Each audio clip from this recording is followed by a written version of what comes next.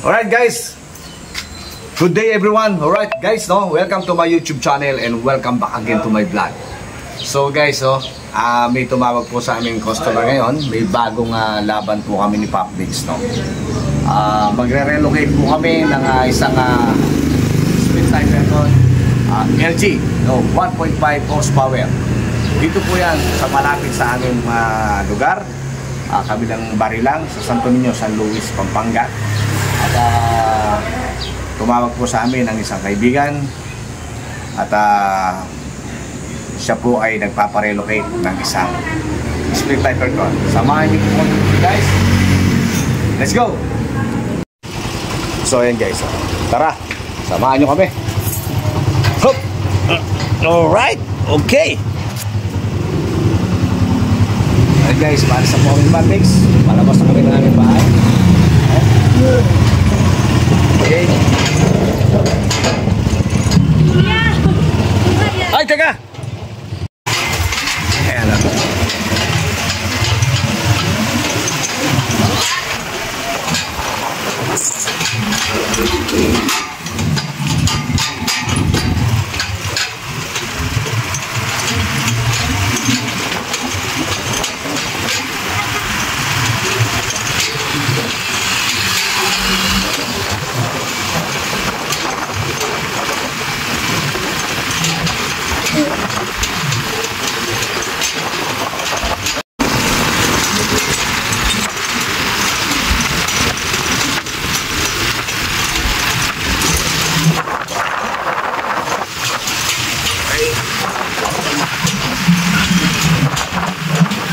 We are now entering to Barangay San Roque.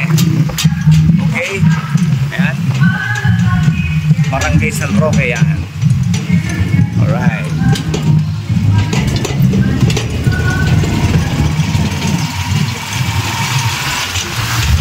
Kung may kaya.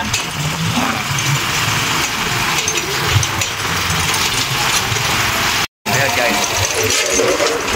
Malapit na po kami.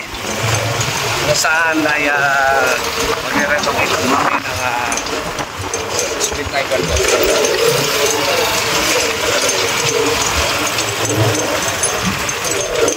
May dala kami scaffolding para hindi po kami hirap mag-aakit ng aming ginagawa ng aircon.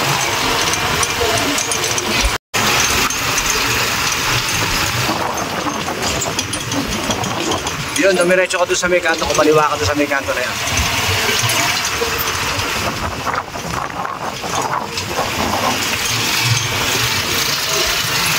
Yun, sa may poste.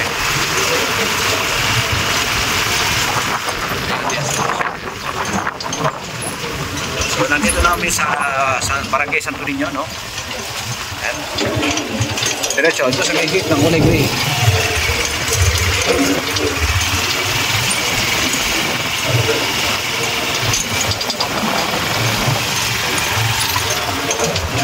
Yan, okay. So yun guys, nandito na kami. Okay, magtatao po lang kami. Ay, may tao na yan.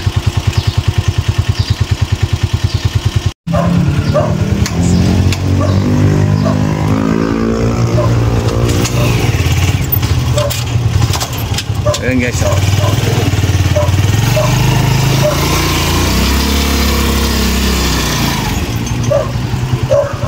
Okay.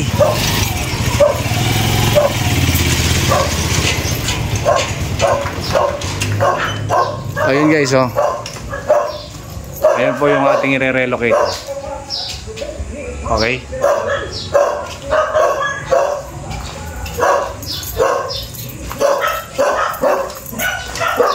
Dito po natin nilalagay yan. Sa kabilang kwarto. Yan.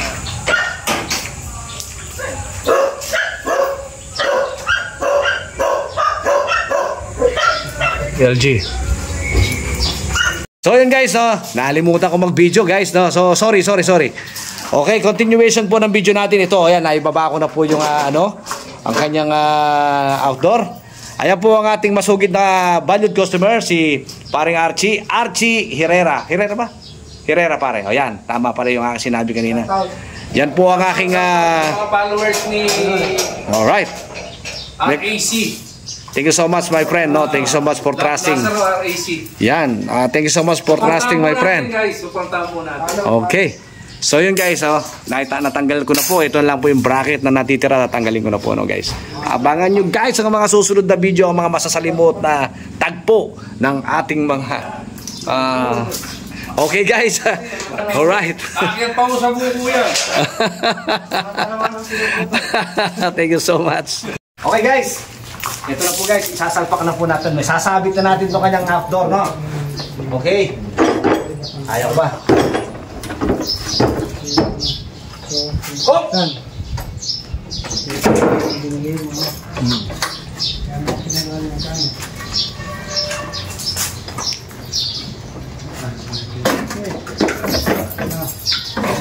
Kira ba tulong? Alright. Goma lang pre. Pumalas yung goma. Kasi goma, dalaglag ba? Ayan, may ang goma isa yan. Okay. Sa kabila, dalawa. Ayan. Nang goma riyan. Okay. Okay. Paano? O yun guys, Kunin yung skwala niya dito kapag welding lang. ay sabit na po namin yung outdoor guys.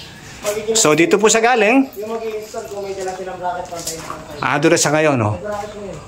So ang susunod naman nating ikakabit ngayon yung kanyang indoor, no? Wala pa tayong butas. Pwede na naman dito, kakayahin mo gusto mo. Ayun, no? Hindi, alam ko na naging problema. Okay. So guys, nakita nyo? Ayan, no? Tinanggal na namin yung indoor dyan, okay? Dito na po yung indoor natin. Yan. Okay? Ayos. Ito na po yung indoor natin guys. Ayan, okay? So kayo guys, at dahil sinimplified ko na lang, okay? Ang tamang procedure nito, pare, pera mo na yan. Okay? Itong bracket niya, ay sinukat ko na doon sa taas. Okay? So, kanya-kanya po tayo ng diskarte kung paano, no? Na kung paano tayo magbutas o magkabit ng indoor, no? So, ito pong ating ginuhit na to. Ayan, meron na po siyang mga guhit dito, ayan. Dito po dadaan yung ating piping. So, ito po yung sukat ng aircon natin. Okay? So, dahil dito, kung makikita nyo, may guhit siyang 1 inches dito. Ito yung lapad, and then dito yung bracket. Ito yung pinakahanggahan ng bracket niya. So, hanggang dito po yung bracket niya, ayan. Ayan. So, ayan po yung guhit. Kung mapapansin nyo, ito po yung guhit. Ayan, okay. Hanggang doon lang siya. Okay? So, ito na po yung magiging aircon natin. Ito na po yung magiging butas niya. Okay? Abangan nyo guys ang mga susunod na video. Yung pagsasalpak na natin ng ating indoor. Okay? Ayan na po. Si Patmix na po ang taga-butas. Ayan. Binubutas na po ni Patmix. Magaling po sa butasan yan.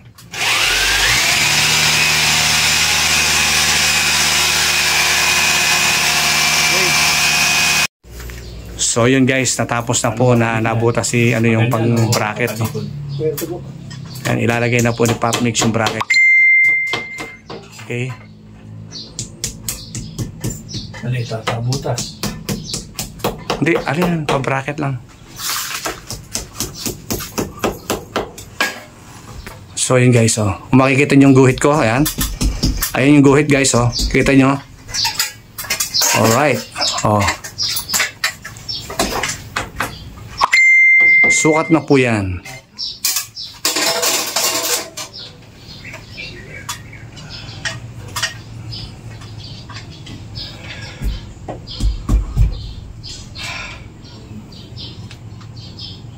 O yun guys, no? Okay. Naikabit na ni Patmix yung bracket, no? Isusunod na po natin ngayon guys yung lalabasan ng piping natin, no? Ipapakita ko po sa inyo guys kung gaano kabilog, no? Walang masisirang pader, no? Okay? So yun guys, oh. Binubutas sa pop mix yung daan.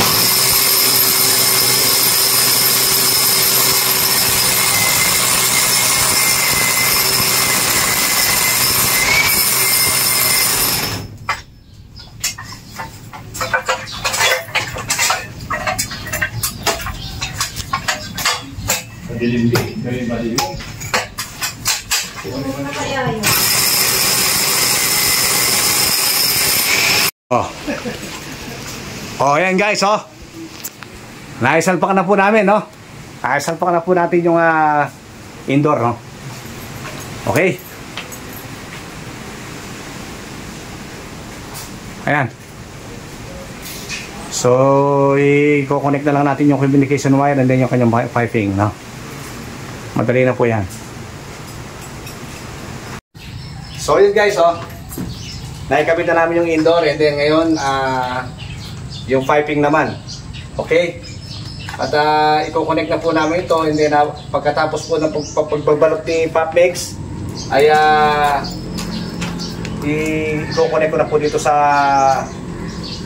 outdoor, no?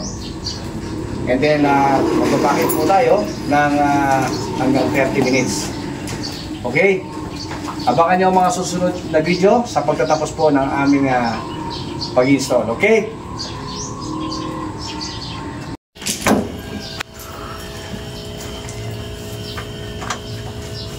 Alright guys, no? Almost done, no? Kita nyo naman. Ikutan mo lang ng camera yung ng video natin yung... Okay?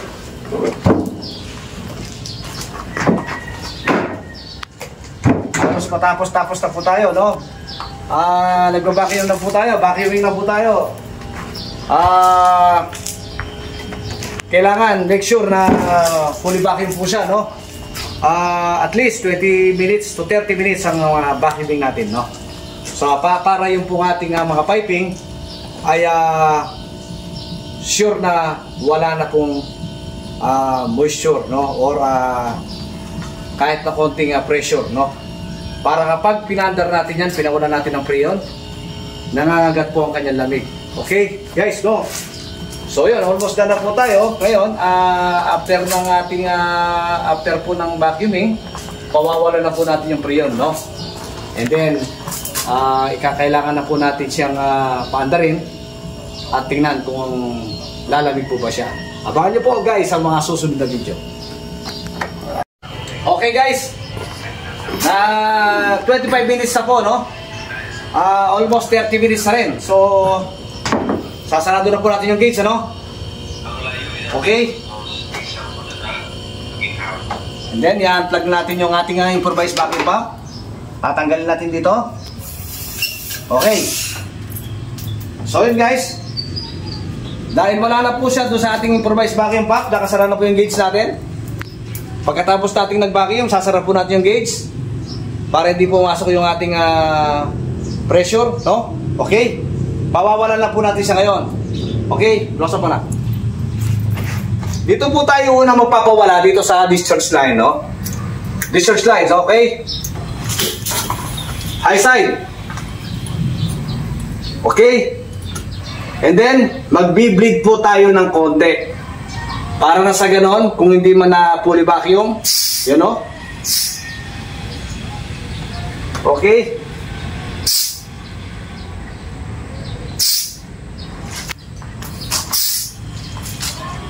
Kung hindi man siya na fully vacuum, at least nakapag-bleed tayo, no?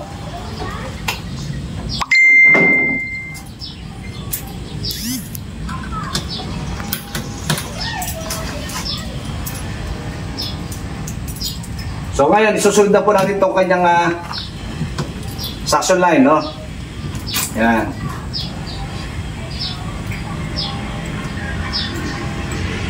Okay.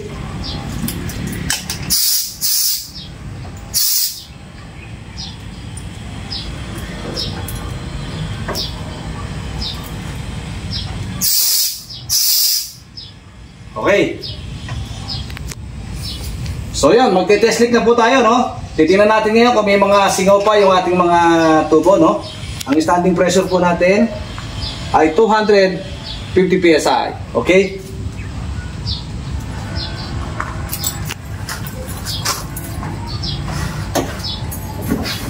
Okay, meron po tayong sabon dito. Ayan. Titingnan po natin yung ating mga spare nut. Kung meron po siyang leak, no?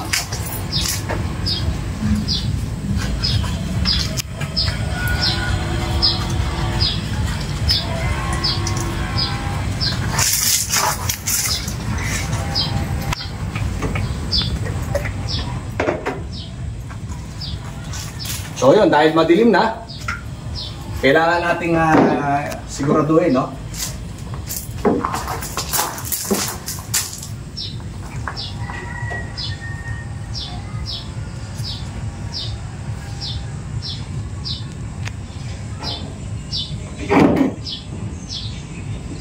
So, wala po siyang leak, guys, no? At the same time, i-flag na natin siya. Paanda rin na natin. Okay? Tingnan natin ngayon kung lalamig ba. Okay? Oh! Dahil wala pa tayong outlet, no?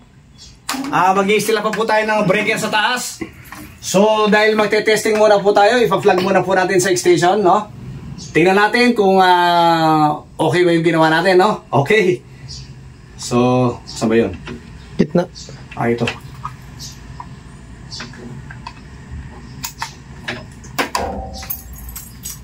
Asan? Ito. Okay. Wala. Ayan. Ayan. Umanda na siya, guys.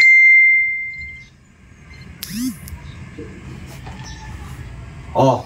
So yun, guys, meaning okay na po yung ating aircon, no? Hintayin na lang natin sa lumamig. Halos patapos na rin po ang ating video, guys, no? Titinan po natin kung lalamig po ba. Okay?